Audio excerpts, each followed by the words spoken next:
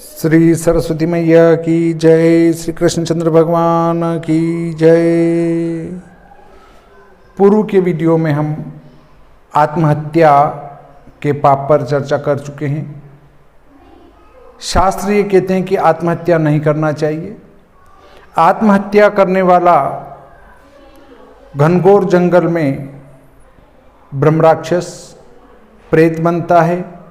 जहर खाकर मरने वाला सूने पहाड़ पर, जिस पर जल न हो, ऐसे सूखे पहाड़ पर जाकर, पर्वत पर जाकर सांप बनता है, जिसे खाने पीने को कुछ नहीं मिलता है। ऐसे ही जो आत्महत्या करता है वो प्रेत बनता है, और प्रेत बनने के बाद उसको अच्छा जल, अच्छा भोजन प्राप्त नहीं हो पाता है। वो हमेशा स्वयं भी दुखी रहता है, दूसरे को भी दुखी करता है। इसलिए हमें ये ध्यान रखना चाहिए कि आत्महत्या न करें, आत्महत्या से बचें। आज का हमारा विषय है गर्भपात कराने का क्या पाप होता है, इस पर चर्चा करेंगे। वीडियो चल रहा है और इस निशान को दबाएंगे तो अलग से कोई खर्च नहीं आना है। इसको कहते हैं पसंद करना। यहाँ उंगली लगा देंगे तो ये वीडियो पसंद हो जाएगा। अंग्रेजी में इसको कहते हैं लाइक। फिर भी यदि आपको लगे कि नहीं, पसंद नहीं है, तो इस निशान को दबाएंगे। इसको नापसंद कहते हैं। अंग्रेजी में इसको डिसलाइक कहते हैं। यहाँ एक तीर का निशान है वीडियो के नीचे, उसको दबाने पर कई मोनो खुलेंगे। उसमें एक डबल आयत खुलेगा, उस पर उंगली लगाएंगे तो इस वीडियो की लिंक की कॉपी हो जाएगी। फिर हम चाहें जिसको ये वीडियो शेयर कर सकते हैं। यहाँ अंग्रेजी में सब्सक्राइब लिखा हुआ आता है, उस पर उंगली लगाएंगे। फिर एक घंटी का निशान खुलेगा, उसको दबाएंगे। 3 निशान और खुलेंगे, उसमें ऊपर वाला दबा देंगे तो जैसे इधर से एक वीडियो अपलोड किया जाएगा तत्काल आपको सूचना प्राप्त होगी कि इनके द्वारा एक नया वीडियो अपलोड किया गया है। तो देखिए, गर्भपात कराने से क्या पाप मिलता है, उस पर चर्चा करते हैं। ब्रह्म हत्या से जो पाप लगता है उससे दुगुना पाप गर्भपात करने से लगता है। मतलब ब्रह्म हत्या से भी ज़्यादा पाप आपको गर्भपात कराने से लगता है, क्योंकि गर्भ में जो पल रहा है बच्चा, उसको, उसके अंदर न छल कपट है, न कुछ है, न अपना न पराया, कुछ भी नहीं जानता है वो। मतलब भगवान के समान है। जो सतयुग में था, सत्य युग में पराया पराया होता था, अपना अपना होता था। आज वर्तमान समय ऐसा हो चुका है कि यदि खेत का मालिक न हो तो पड़ोसी मेड़ फाड़ कर उसकी तरफ खिसकने की कोशिश करता है। चूंकि मेरे खेती है तो ऐसा होता है, इसलिए मुझे ये जानकारी है। आप यदि अपना कोई भवन निर्माण कर रहे हैं और आप गांव में रहते हैं तो 50% गांव ऐसे हैं जिनमें लोग ये चाहते हैं कि किसी का मकान न बने। यदि कोई दादा है तो उसका मकान बन रहा है, कोई नहीं बोलेगा, चाहे वो रास्ते के अंदर ले ले। परंतु यदि सीधा प्राणी है, अपने रास्ते से जाता है, रास्ते से आता है, तो जिसको उस स्थान से कुछ लेना देना नहीं है, वे व्यक्ति आकर वहां टांग फंसाते हैं, ये नहीं बनाने देंगे। तो देखिए, ये सब वो छोटा बच्चा जो गर्भों में पल रहा है वो नहीं मानता है, तो वो सतयुग के समान है। सत्य युग में ऐसा नहीं होता था। देवता और मनुष्यों में कोई अंतर नहीं होता था, दोनों एक समान होते थे, निष्पाप होते थे, निष्कपट होते थे। तो वो सत्ययुग था।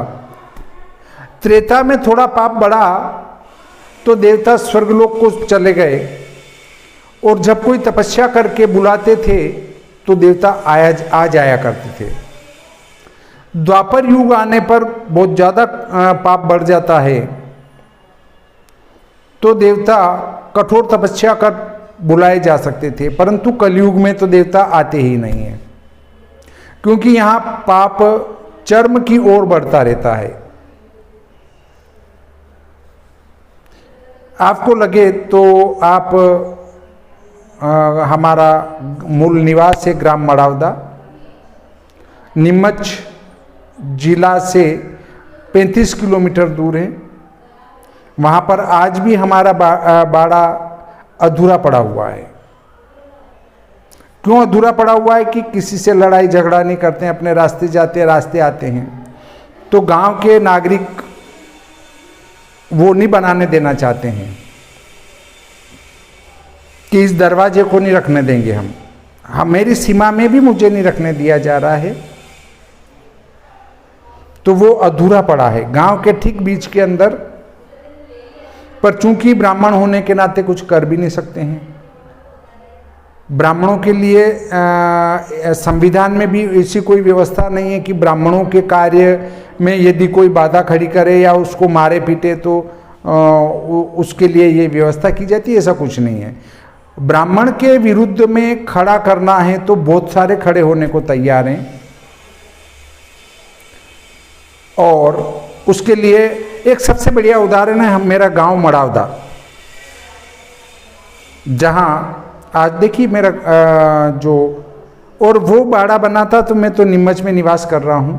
वो उन्हीं लोगों के, कोई गांव के लोगों के ही काम आता कि कोई प्रोग्राम कर रहे हैं, शादी है, मौसर है, कुछ भी है प्रोग्राम, तो उस बाड़े में किया जा सकता था। परंतु उनको उससे कुछ लेना देना नहीं। उनको तो ये है कि ब्राह्मण बनाए नहीं, यहाँ जो है पेड़ पौधे उगे रहें, कचरा पड़ा रहे, वो अच्छा है, पर ब्राह्मण बना ले ये स्वीकार नहीं है। उसी को कहते हैं पाप। और फिर वही लोग जो टांग फंसाते हैं, वे जब बाहर बैठकर पंचायती करते हैं तो ये कहते हैं कि पाप बढ़ गया है। बोलो, जो हम पाप कर रहे हैं वो हमको नहीं दिख रहा है। पाप बढ़ गया है, लोग चोर हो गए हैं, बदमाश हो गए हैं, नीमच में जेब कतरे। अरे नीमच में जेब कतरे कहाँ है बेचारे? तुम क्या कर रहे हो वो भी तो देखो न। हम जो कर रहे हैं वो भी एक पाप है, और हम 5 जने मिलकर पाप कर रहे हैं। देखिए गर्भपात का क्या पाप होता है?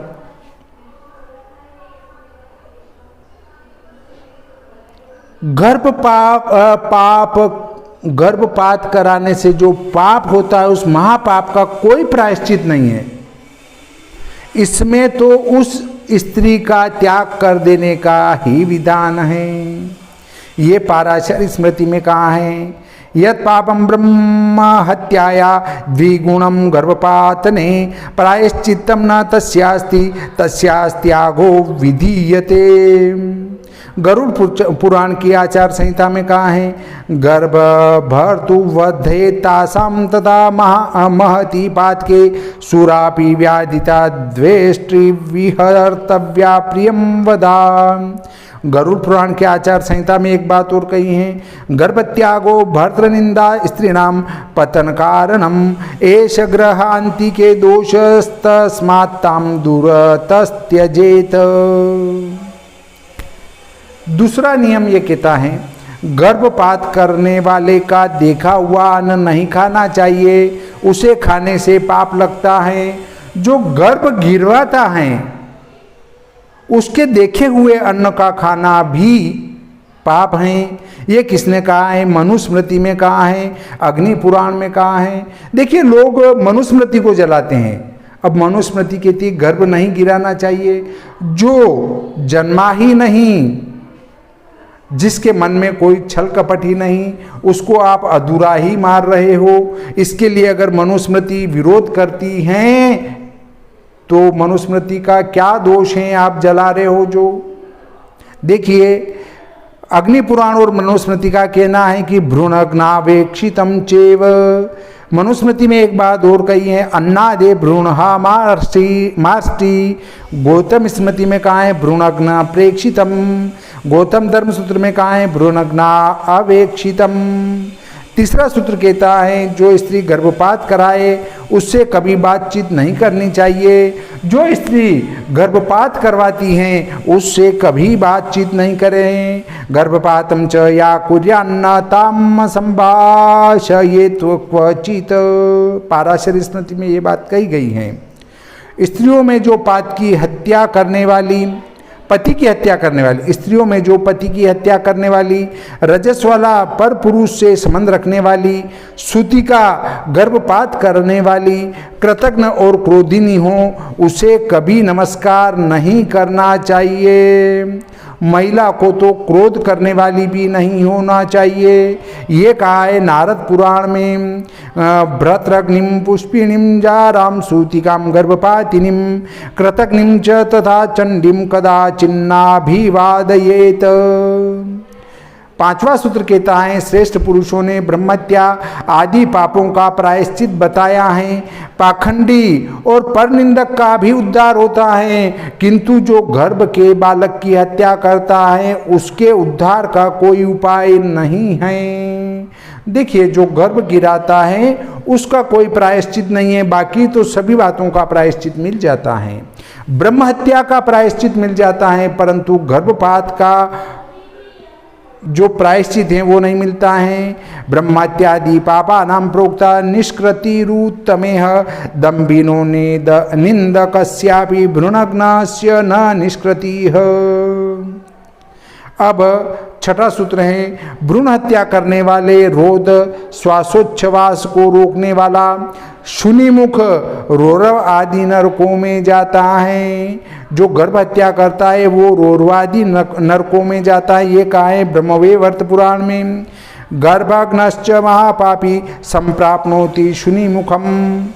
विष्णु पुराण में कहा है भ्रूणहा पुरुहंता च गोग्नश्च मुनि सत्तम यान्ति ते नरकम रोधम यश्चोच्छवास निरोधकः। ब्रह्म पुराण में कहा है भ्रूणहा पुरुहंता च गोग्नश्च मुनि सत्तमाः यान्ति ते रोर्वम घोरम यश्चोच्छवास निरोधकः। सातवां सूत्र कहता है गर्भ की हत्या करने वाला कुंभीपाक नरक में गिरता है। फिर गिद्ध, सुअर, कोआ और सर्प होता है। फिर विष्ठा का कीड़ा होता है। फिर बेल होने के बाद कोढ़ी मनुष्य होता है।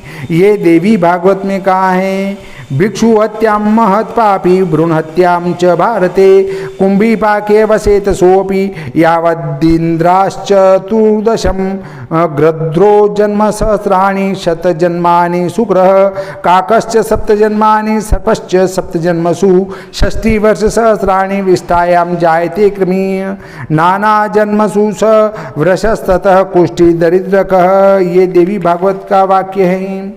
आठवां सूत्र कहता है गर्भपात करने वाले की अगले जन्म में संतान नहीं होती। जो गर्भपात कराता है, गर्भ गिराता है, उसको अगले जन्म में संतान नहीं होती हैं। ये कहा है वृद्ध सूर्यारुण कर्म विपाक में, पूर्व जनुषिया नारी गर्भघात करी ह्यू भूत गर्भपातेन दुखार्ता सा अत्र जन्मनि जायते। वृद्ध सूर्यारुण कर्म विपाक में और भी कहा है, क्या कहा है वंदेयम या महाभाग पृच्छति स्वं प्रयोजनम गर्भपातरता पूर्वे जन्नुष्यत्र फलम त्विदम गर्भपात न पापाड्या बभूव प्राग्वे अंडज सा अत्रेव तेन पापेन गर्भस्थैर्यम न विंदति। अब देखिए 9वां सूत्र आता है पात की हत्या करने वाले, शराब पीने वाली, गर्भपात करने वाली, कुलटा और आत्महत्या करने वाली स्त्री के मरने पर सूतक मरना सोच नहीं लगता। ऐसी स्त्री के शव का स्पर्श, दाह संस्कार, श्राद्ध तर्पण आदि करने वाले को भी पाप लगता है। ऐसा करने वाले को तप्त कृच्छ चांद्रायण आदि प्रायश्चित करना चाहिए। गर्भपात करने वाली जो स्त्री मर जाए तो उसका स्पर्श करना भी पाप है। दाह संस्कार करना, श्राद्ध तर्पण आदि जो करता है उसको भी पाप लगता है और उसके पाप का प्रायश्चित होता है। तब तक कृच्छ्र चांद्रायण व्रत, इसके लिए आप चांद्रायण व्रत विधि देख सकते हैं। मेरा एक वीडियो और अलग से पड़ा हुआ है। देखिए, ये कहा है धर्म सिंधु के आशोच व्यवस्था में, स्त्रीणाम च पत्यादि हंत्रीणाम हीन जाति गामिनीनाम गर्भग्नीनाम कुलटानाम च पुरोक्त आत्मघातादि पाप युक्तानाम च मृतो न शोचम तत्र तासां शवानां स्पर्शाश्रुपात वहन दहनान्त्य कर्माणि न कुर्यात्। स्पर्शादि करने ज्ञानाज्ञान अभ्यासादि तारतम्येन कृच्छ्राति कृच्छ्र शांतपन्न चांद्रायणादि प्रायश्चित्तानि सिंधवादि ग्रंथांतरतो ज्ञेयानि। मनुस्मृति में कहा है पाषण्डमाश्रितानां च चरन्तीनां च कामतः गर्भभार्तृद्रुहां चैव सुरापीनां च योषिताम्। देखिए, मनुस्मृति में इतनी अच्छी अच्छी बातें कही गई हैं जिससे कि व्यक्ति गलत कार्य न करें, इसलिए लोगों को धर्म पर न लाया जा सके, इसलिए उनके मस्तिष्क में ये भरा जाता है कि मनुस्मृति को जलाओ, उसको मत पढ़ो। बल्कि मनुस्मृति को पढ़कर मनुष्य धर्मवान होता है, धर्मवान, विद्यावान और लक्ष्मीवान होता है मनुस्मृति को पढ़ने से, और लोग उसको जलाते हैं। एक बार मनुस्मृति पढ़ के तो देखो, फिर उसको जलाओ। बिना पढ़े ही तुम लोगों के चक्कर में पढ़ के मनुस्मृति जला रहे हो, ये एक बड़ी गलत बात है। इस प्रकार आज का ये प्रकरण यहीं पर समाप्त करते हैं। श्री सरस्वती मैया की जय, श्री कृष्णचंद्र भगवान की जय।